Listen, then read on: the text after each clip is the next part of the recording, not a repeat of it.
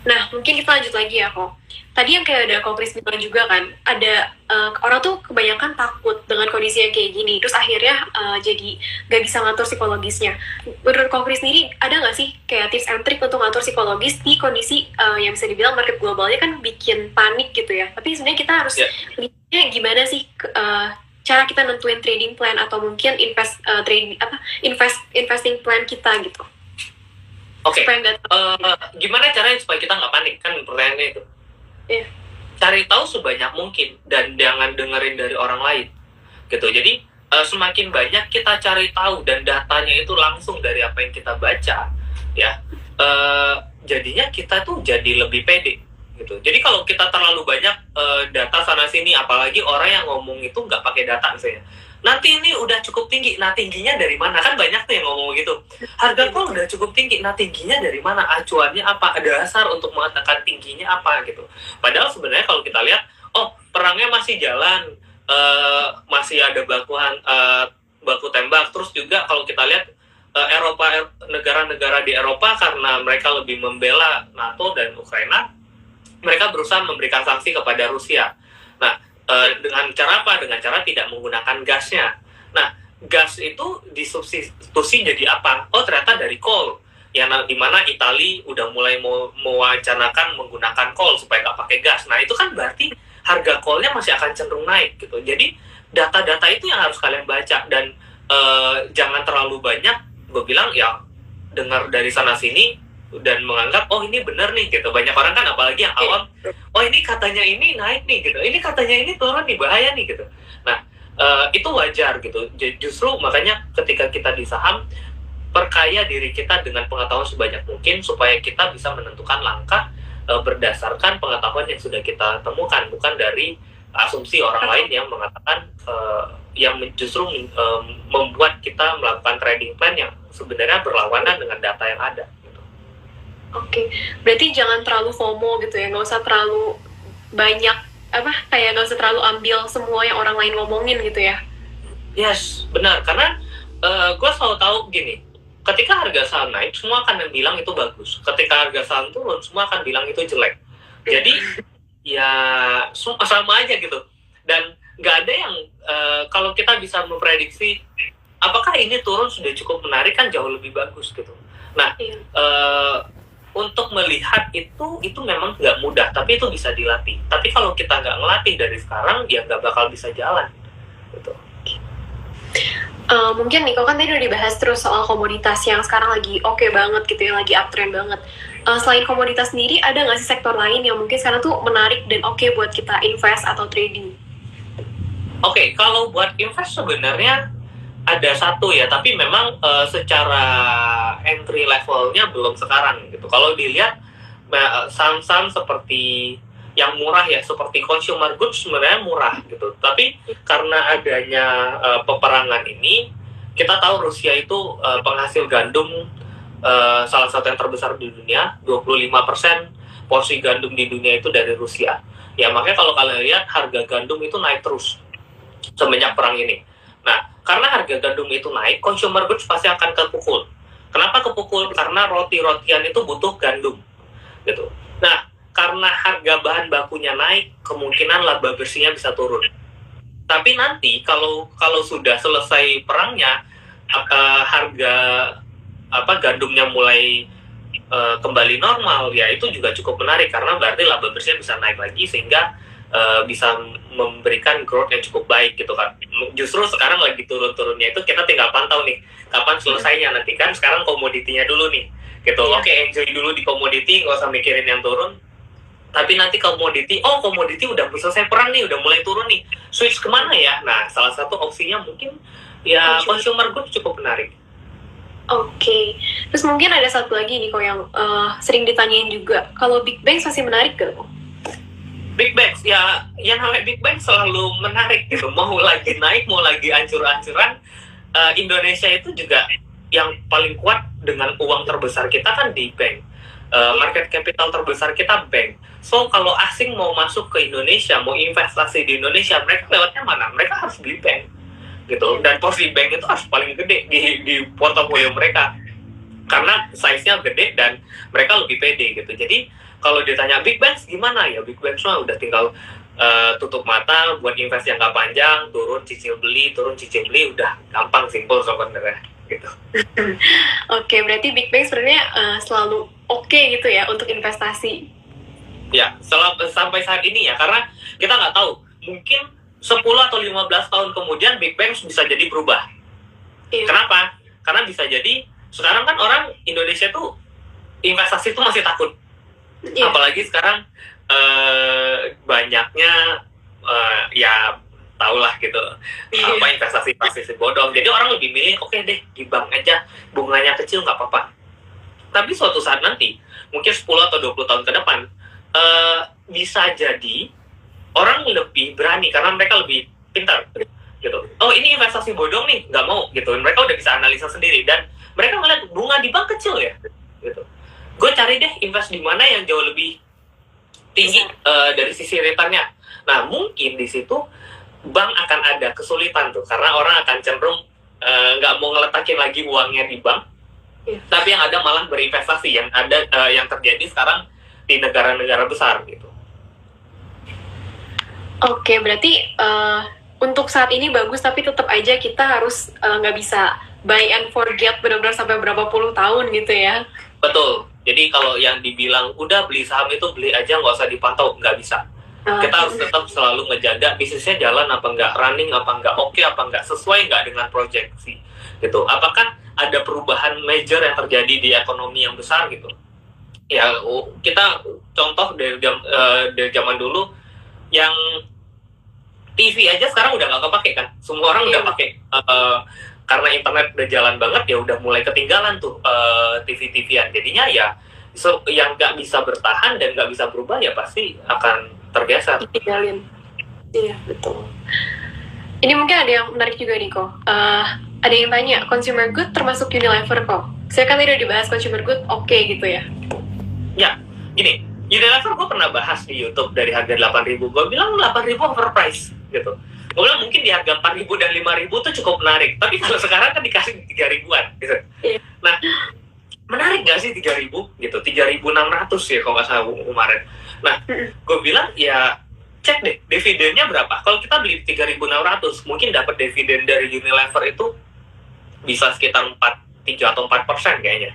Gitu, coba cek lagi, gue lupa, gue belum cek gitu. Nah, kalau dari Unilever aja bisa dapat setahun 3 atau 4% dengan perusahaan yang stabil kinerjanya, walaupun memang short term laba bersihnya nggak terlalu naik secara signifikan, tapi kalau kita lihat yang Unilever itu akan cenderung aman gitu, akan cenderung safe, semua orang pasti akan pakai ya. Jadi ya anggap aja daripada deposito letakin cuma 2,5% per tahun atau hampir 3% per tahun, lu beli Unilever bisa 3,an, bisa 4%-an dividennya per tahun, plus lagi kalau harga sahamnya naik dari 3.000 ke 5.000, udah plus lagi sekian persen gitu. Jadi menurutku Unilever sekarang menarik, tapi ingat buat invest, kalau buat trading ya harus lihat dulu di sentimennya. Kayak tadi gue bilang, wait until commodity stocknya selesai, baru kita pindahin ke consumer goods-nya. Oke. Mungkin kita lanjut dulu nih ke pertanyaan selanjutnya sebelum jawabin pertanyaan teman-teman lagi. Kan Kokris itu bagian dari jasa utama Capital Sekuritas ya. Mungkin boleh dong ceritain teman di JUC itu saat ini gimana sih strateginya? Dan mungkin boleh dong promosi sedikit gimana sih buat teman-teman yang mau join ke jasa utama Capital Sekuritas itu gimana caranya? Oke.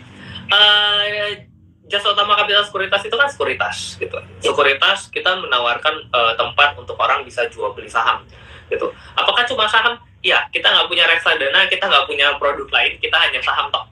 Jadi aplikasi yang kita berikan juga sangat baik, fokus untuk saham, kecepatannya cukup baik ya. Jadi apa yang dilakuin sama saya di Jasa Utama Capital Sekuritas ya, tentu orang-orang yang join via cabangku, mereka dapat aku sebagai analisnya mereka, dan itu ada rekomendasi harian, live trading grupnya gitu, terus ada rekomendasi, terus ada kelas-kelas gratisnya. Jadi yang cukup menarik sih, kenapa banyak orang yang bisa join di tempat gua dan pada happy kalau lihat di banyak yang tag kan untuk kok thank you untungnya sekian persen gitu.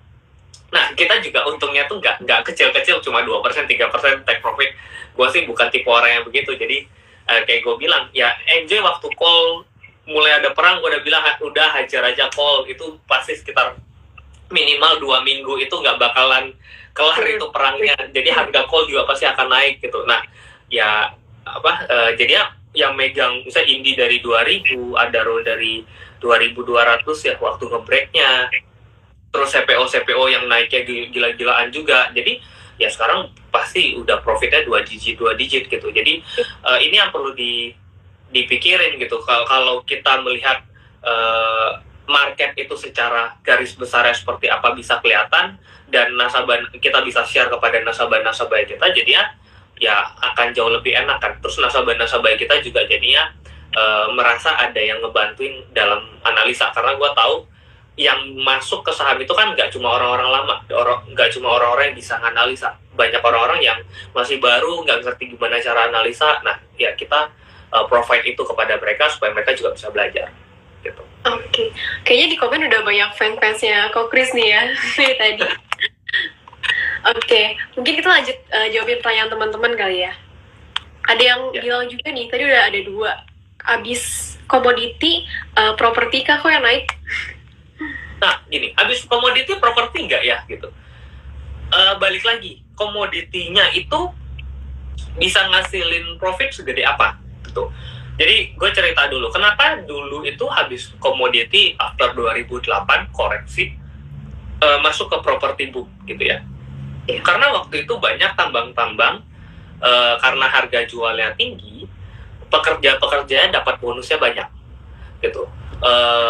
Karyawannya banyak, butuh produksi gila-gilaan. Itu butuh waktu sekitar 3 tahun, 4 tahun waktu itu, harga tambangnya naik terus. Ya, karena harga tambangnya naik terus dan waktunya cukup lama, jadinya orang-orang yang dapat bonus, orang-orang yang dapat gaji, orang-orang yang dapat kerja itu banyak. Makanya ketika uangnya banyak, mereka bisa belanja. Makanya waktu after 2008 koreksi besar-besaran, banyak orang-orang kaya baru. Mereka bisa beli mobil, beli motor, dan itu nggak cuma properti, even semua ekonomi itu jalan waktu itu. Ya, karena semua orang punya duit. Nah, sekarang kita lihat, apakah after commodity boom ini propertinya bisa jalan? Kita harus lihat, komoditi ini bisa bertahan berapa lama? Gitu, ada efek nggak dengan tambang-tambang yang ada? Mereka bisa jualan lebih banyak nggak? Ada penambahan karyawan nggak? Bonus-bonusnya gimana? Terus dividennya gede nggak? Gitu. Dari situ kita bisa tahu, oke, berarti sekarang nanti ekonomi masyarakat itu seperti apa? Inflasinya nanti setinggi apa? Karena komoditi pasti akan mengacu pada inflasi. Inflasinya setinggi apa? Gitu. Kalau inflasinya nanti tinggi juga, itu juga berbahaya, gitu. Karena berarti harga rumah juga bakal naik kan itu. Terus juga yang perlu diperhatikan, dolarnya tinggi nggak, gitu. Kalau dolarnya naik juga, ya sekarang gini, di zaman dulu harga komoditi naik, dolarnya drop, makanya menarik. Sekarang kalau kalian lihat dolarnya juga naik, dolarnya juga nyentuh 52 weeks higher. Nah, jadi sama gitu. Kenapa ya? Karena memang sekarang kenaikannya itu karena perang gitu, bukan karena memang demand-nya after economical recovery-nya naik gitu. Jadi kalau kita lihat apakah dengan ada kenaikan komoditi ini bisa berefek ke property boom, lihat dulu nanti USD-nya tinggi nggak. Kalau USD-nya tinggi pasti bakal micu inflasi cukup tinggi, dan orang-orang juga jadinya ntar dulu deh ke belanjanya gitu, karena harga barang juga tinggi gitu. Kalau zaman dulu kan properti boom, kenapa? Karena stimulus kasih. Nah, sekarang stimulusnya udah dikasih di tahun 2021. Masih bisa nggak diperpanjang sampai 2022-2023? Gitu. Supaya micu orang untuk bisa belanja. Gitu. Nah, kalau itu bisa bertahan, ya mungkin bisa. Tapi kalau stimulusnya ternyata APBN seret nih, gitu. Stimulusnya di cut, gitu. Ibu kota mau pindah, uangnya mau dipakai untuk bangun ibu kota baru, ya mungkin bisa berbeda. Gitu. Itu yang perlu diperhatikan. Oke. Semoga menjawab ya tadi buat yang nanya soal properti gitu. Ya mungkin ada juga yang nanya, kan tadi udah bahas soal komoditi, tadi udah dibahas tuh kayak CPO, coal, nikel gitu. Ini dia nanya kalau baja gimana? Contohnya ISSP. Oke, nah baja gimana? Balik lagi, properti itu kan gini, orang harus banyak beli properti untuk bisa pakai baja. Iya. Properti itu, baja itu dipakai untuk pembangunan properti, ya, paling banyak di situ. Nah, karena propertinya sekarang pembangunannya ada, tapi kita lihat sampai berapa gitu. Kan harga ISSP itu udah naik, harga pendukung properti itu udah pada naik dari tahun 2021. Keramik-keramikan udah naik tinggi. Baja, ISSP juga sebenarnya udah naik dari 100 ke 300. Terus banyak ya yang support untuk properti itu udah naik signifikan. Nah, kenapa bisa naik? Karena memang pembangunan itu banyak. Pembangunannya mereka banyak itu selesai di tahun 2023. Oke? Setelah 2023 ada lagi nggak pembangunan? Kalau kita lihat BSD udah jor-joran banget bangunnya. Sumarekon jor-joran banget bangunnya. Nah, mereka itu selesai kapan? 2023. Apakah 2024 itu masih akan jor-joran? Gitu. Kalau 2024 masih akan jor-joran, nanti akan ada second wave lagi untuk naik lagi. Tapi kalau kita lihat sekarang belum ada tanda-tanda nih. Mereka sekarang lagi berusaha buat ngejual barang-barang yang udah mereka bangun kan. Gitu. Nah, orang-orang juga kalau kita lihat 2021 banyak yang renov, banyak yang beli rumah. Nah, 2022 nanti gimana? Gitu. Masih banyak nggak penjualan properti, masih kenceng nggak kayak tahun 2021? Kalau penjualannya masih kenceng, mungkin bisa naik lagi. Gitu. So, baja itu nanti akan berhubungan ke properti. Tadi lagi demand-nya ada apa nggak? Oke, berarti baja itu lebih ke properti ya, jadi masih lihat nanti gitu, bukan waktunya sekarang. Betul. Kali gitu. Oke. Ya, apalagi kan biasanya baja itu juga dipakai untuk dibikin apa kayak cairan begitu untuk bisa dibentuk-bentuk kan gitu. Nah, yang bisa lelehin baja itu kol, harga kolnya juga lagi tinggi. Gitu. Nah, makanya jadinya ada sentimen negatif sebenarnya untuk baja sendiri. Oke, berarti masih kurang bagus gitu ya sekarang. Ya. Ini ada yang nanya lagi kok. Tadi kan udah dibahas, sekarang lagi hype FOMO, tapi bentar lagi Lebaran. Apakah oke untuk nyicil kayak Good, JPFA, dan lain-lain? Sama mungkin kok Chris mau spill 1 emiten buat Lebaran nggak? Oke, biasanya ya Lebaran itu kalau memang beberapa tahun lalu sih LPPF, yang retail gitu Ramayana pada naik ya. Tapi kalau kita lihat kan sekarang karena Omicron orang juga mau keluar itu rada ketahan gitu.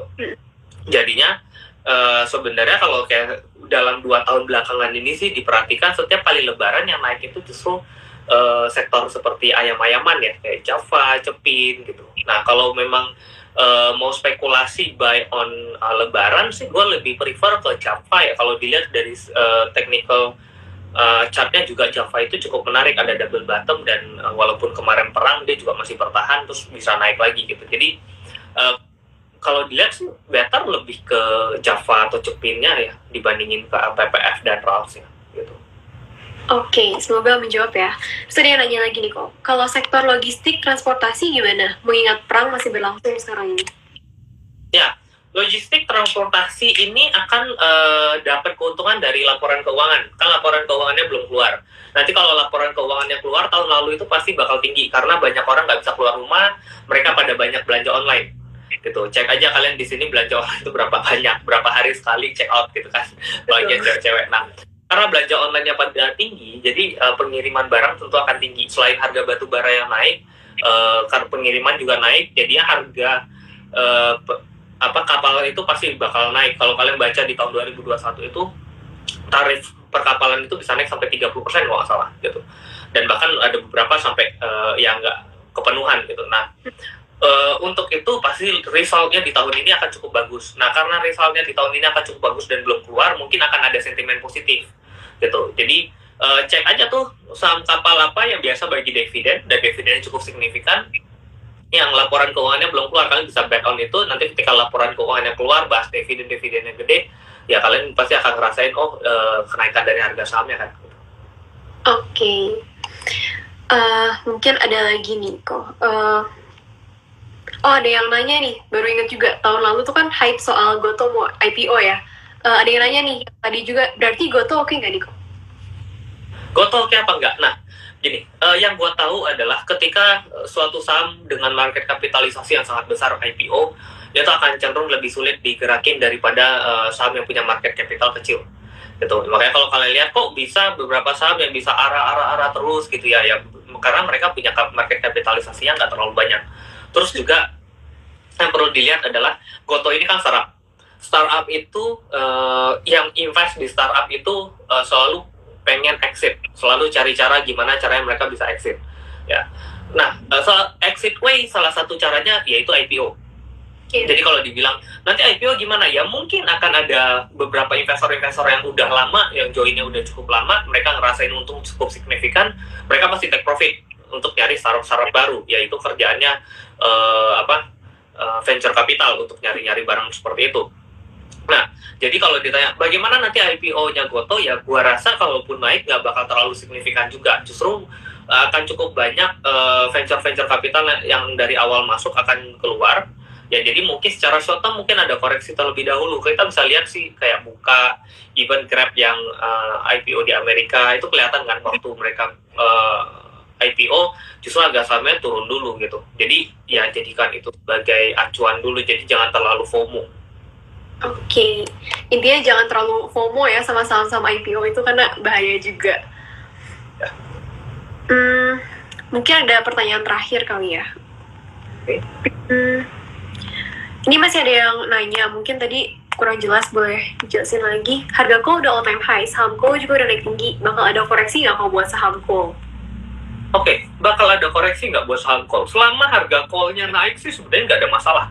Gitu. Cuma gini, karena harga call-nya kan naik cukup signifikan. Koreksi ada nggak? Short term pasti harusnya akan ada koreksi. Tapi koreksinya sedalam apa? Ya perlu kita tahu kan itu.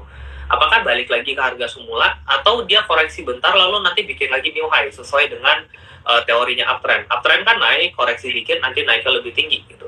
Jadi kalau kita bisa menyiapkan kalau kita bisa tahu dengan siklus itu dan nggak terlalu panik, sebenarnya kan waktu koreksi dan harga call-nya masih cenderung naik, kita bisa jadiin itu sebagai kesempatan untuk kita bisa ngambil nanti di harga yang cukup murah, baru nanti ya naik, ya kita enjoy aja naiknya. Yang penting ya tadi sentimennya masih ada apa enggak, masih bisa bertahan apa enggak gitu. Oke, mungkin satu pertanyaan terakhir nih kok, ada yang menarik. Ya. Kok Chris mau nanya, kemarin isu 2022 ini ke ESG, tapi kemarin ini Europe malah ganti gas ke coal lagi. Apa isu ESG ini masih berlaku? Isu ESG akan tetap berlaku. Makanya kalau kalian lihat saham-saham ESG nggak ada masalah sebenarnya. Turun pun nggak dalam gitu. Ya, jadi beberapa saham kenapa gini? Coal itu kenapa gue menarik lihat Indi? Karena Indi itu dia mulai pelan-pelan ngelepas call-nya. Tahun 2025 mereka bilang mereka udah mulai masuk ke 50% masuk ke energi terbarukan gitu. Makanya mereka jual Petrosi ya. Makanya gue lihat sentimennya ada, terus mereka mulai berusaha untuk pindah. ESG itu nggak mungkin bentar, nggak mungkin 1 tahun udah bisa jadi ESG gitu. Nah, sekarang mereka ada call, tapi mereka berusaha untuk pindah. Ya udah enjoy aja, karena dua-dua bentuk sentimen positifnya kan lagi ada gitu. Terus juga ESG misalnya komoditasnya naik kayak CPO, ya udah cari aja CPO mana yang rating ESG-nya tinggi gitu.